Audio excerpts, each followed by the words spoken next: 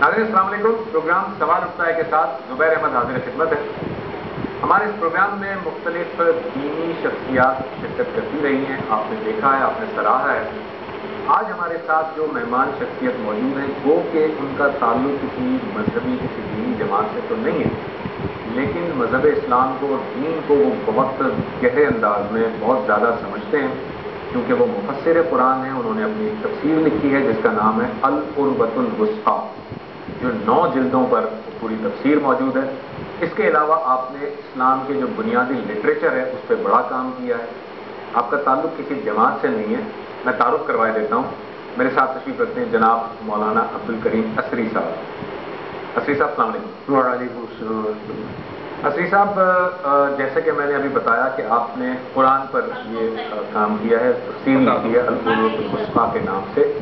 سب سے پہلے بنیادی طور پر میں یہ جاننا چاہوں گا کہ اتنی ساری تفاسیر موجود ہیں, اس سے پہلے اردو زبان میں موجود ہیں, آپ کی اس تفسیر میں وہ نیا پہلو کیا ہے جس کی وجہ سے آپ کو یہ لکھنی پڑی؟ بہت ساری تفاسیر موجود ہیں. جتنی تفاسیر میں نے دیکھی ہیں ان کا کسی نہ کسی مکتب فکر سے تعلق ہے, اور میرا یہ ارادہ اسی لیے بنا کہ ایک نئی تفسیر لکھنے کا کہ خالصتاً اسلام کو جس طرح میں سمجھوں اس کو پیش کرتا ہوں, جیسے کسی فکر سے تعلق نہ ہو, کیونکہ اسلام ایک ایسا دین ہے جس میں یہ مختلف فکریں جو اس وقت ہمارے ہاں چل نکلی ہیں ان کا کوئی جواز مجھے نظر نہیں آیا. اچھا, آپ جو بات آپ نے کی بڑی مختصر سی کہ چونکہ ہر ایک کا اپنا اپنا ایک فکری انداز ہے, آپ کسی بھی فکر کو چونکہ وہ اون نہیں کرتے نہ اس کو آپ کر رہے ہیں, اس لیے آپ کو تفسیر لکھنے کی ضرورت پڑی. خالصتاً آپ نے کہا اسلام کا پوائنٹ آف ویو رکھ دینا ہے. تو کیا آپ یہ نہیں سمجھتے کہ اس طرح کا انداز کہ جی میں کسی بھی فرقے کو نہیں مانتا, تو گویا وہ بھی ایک طرح کا فرقہ بننا ہی ہوتا ہے؟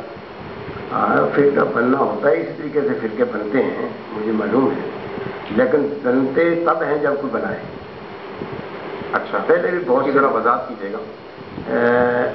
مثال کے طور پر ایک جماعت تشکیل دے دی, اس جماعت کو بتا دیا کہ ہمارے یہ نظریات ہیں اور ان کو ہم نے آگے چلنا ہے. اس میں یہ چیز نہیں ہے, اس میں اوپن ہے, سب کو یہ بات کہی جاتی ہے کہ ہم نے یہ سمجھا ہے, آپ اس پر مزید دیکھیں, ریسرچ کریں, اگر آپ اس سے زیادہ بہتر سمجھ سکتے ہیں تو ہم لائیں. اچھا چلیں, مثلا مثال کے طور پر قرآن کے اندر چونکہ تفسیر آپ نے لکھی ہے, مثال کے طور پر ایک سورہ بقرہ کی آیت لیتے ہیں جو کہ 2 مقامات پر آئی ہے. جی, وہ آیت یوں ہے کچھ, ان الذین آمنوا والذین ہادوا والنصارى والصابئین والی آیت. اس میں اللہ تعالیٰ اہل ایمان کو, صابی کو, مسیحی کو, یہود کو, ان چاروں کو مخاطب کر کے اللہ تعالیٰ کہہ رہا ہے کہ جو بھی اللہ پر اور آخرت پر ایمان رکھتا ہے اس کے لیے نہ تو کوئی خوف ہوگا نہ کوئی غم ہوگا. ٹھیک ہے, بالکل صحیح. اس کا مطلب کیا ہے کہ کیا اہل ایمان کے علاوہ یہود اور نصارہ اور صابی بھی وہاں پر نجات کی ان کو یہاں پر بشارت دی گئی ہے؟ اصل مسئلہ یہ ہے کہ یہ جو آپ آل ایمان کہتے ہیں نا, یہ تو آل ایمان یا اسلام شروع سے آ رہا ہے. ٹھیک ہے, یہ پیغمبر اسلام صلی اللہ علیہ وسلم محمد رسول اللہ صلی اللہ علیہ وسلم سے دین اسلام نہیں چلا, پہلے بھی دین اسلامی تھا. سارے انبیاء علیہ السلام دین اسلام پر آئے ہیں, اسلام ہی ان کا دین تھا اور اسی کے اوپر پرچار کرتے رہے ہیں, یہی باتیں وہ بتاتے رہے ہیں. کیونکہ جو بنیادی چیزیں ہیں سب انبیاء علیہ السلام ایک جیسی ہیں, ان میں کوئی فرق نہیں ہے. لہذا یہ نام جس طرح آج ہم آل اسلام نے مختلف فرقے اپنا لیے ہیں اور اپنے اپنے نام کو ہر آدمی پسند کرتا ہے, اسی طریقے سے کسی نے یہود اپنے آپ کو کہا, عیسائی کہا, یا جو کچھ بھی کہا, اصل دین سب کا اسلام ہے. یعنی آدم سے شروع ہو جائیں. ٹھیک ہے, نوح علیہ السلام کی قوم, نوح علیہ السلام کا دین اسلام. میرا سوال یہ تھا اسری صاحب کہ جیسے عام طور پر یہ مسلمانوں میں یہ عقیدہ پایا جاتا ہے عام طور پر, جی, آپ کیا سمجھتے ہیں؟ آپ کی رائے جاننا چاہوں گا. ہم یہ سمجھتے ہیں کہ جی صرف مسلمان ہیں جو جنت کے حقدار ہیں, جو جنت میں جائیں گے, اور جو مسلمانوں کے علاوہ جو بھی قومیں ہیں کوئی بھی جنت میں نہیں جائے گا, سب جہنم میں جائیں گے. مسلمانوں کے لیے ایک عقیدہ یہ بھی ہے کہ اگر اس نے گناہ کیے ہیں تو وہ اپنی سزا بھگتنے کے بعد جنت میں ضرور جائے گا, لیکن کوئی دوسرا نہیں جائے گا. لیکن یہ آیت جو ہے یہ بیان کر رہی ہے کہ نہیں جی آمنو بھی ہے, یہود بھی ہے, نصارہ بھی ہیں, ان کے لیے لا خوف علیہم ولا هم یحزنون ہے, جبکہ وہ صرف اللہ پر ایمان رکھتے ہوں اور آخرت پر رکھتے ہوں؟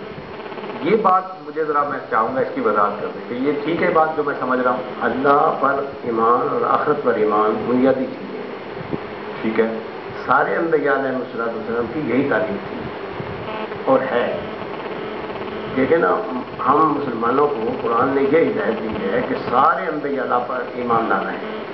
یہ نہیں ہے کہ صرف محمد رسول اللہ پر ایمان لانا. اس کا مطلب آج اگر ایک یہودی ہے وہ اللہ پر ایمان رکھتا ہے جی ہاں، اور آخرت پر ایمان رکھتا ہے پکا، اور اللہ کی توحید میں شرک نہیں کرتا، ہاں، تو بے شک وہ نبی صلی اللہ علیہ وسلم کی رسالت کو نہ بھی مانتا ہو، اس کے لیے آخرت میں کامیابی کی ضمانت دے رہا ہے قرآن، یہ کہہ رہے ہیں آپ؟ اصل کا مسئلہ یہ ہے کہ وہ آپ صلی اللہ علیہ وسلم کو نہ مانتا ہو. جو آپ صلی اللہ علیہ وسلم کو نہیں مانے گا دراصل وہ اپنی شریعت کو نہیں مانے گا، کیونکہ سارے شرائع میں سارے انبیاء علیہ الصلوۃ والسلام کی قوموں میں اس آخری نبی کا آنا مست ہے، پہلے بتایا گیا ہے، سب کو بتایا گیا ہے. اگر کوئی پیغمبر اسلام صلی اللہ علیہ وسلم کو نہیں مانتا، اپنے آپ کو یہودی عیسائی یا کسی فکر سے کہتا ہے، تو وہ اپنے دین سے انحراف کر رہا ہے، لیکن اپنے مذہب سے انحراف کر رہا ہے.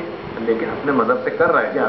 لیکن قرآن کی آیت مذہب سے انحراف کا تو کہیں کہہ نہیں رہی. قرآن کی آیت بڑی واضح ہے، وہ آمنو کہہ رہی ہے، اہل ایمان کو الگ اللہ تعالیٰ نے رکھا، یہود کو الگ رکھا، عیسائیوں کو الگ رکھا، صحابی کو الگ رکھا، اور دو شرائط رکھتی ہیں سب کے سامنے دو شرائط. ہاں صحیح ہے.